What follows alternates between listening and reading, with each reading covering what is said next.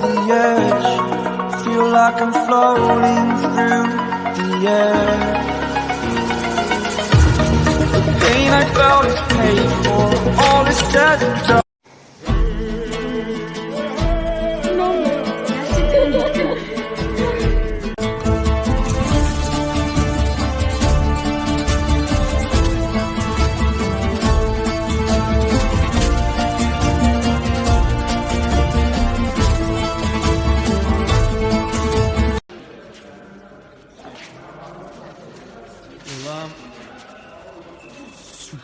It's over now, I must conclude. I am conflicted, watching where I step still, hanging in, standing tall. Fear I weighed the person you are.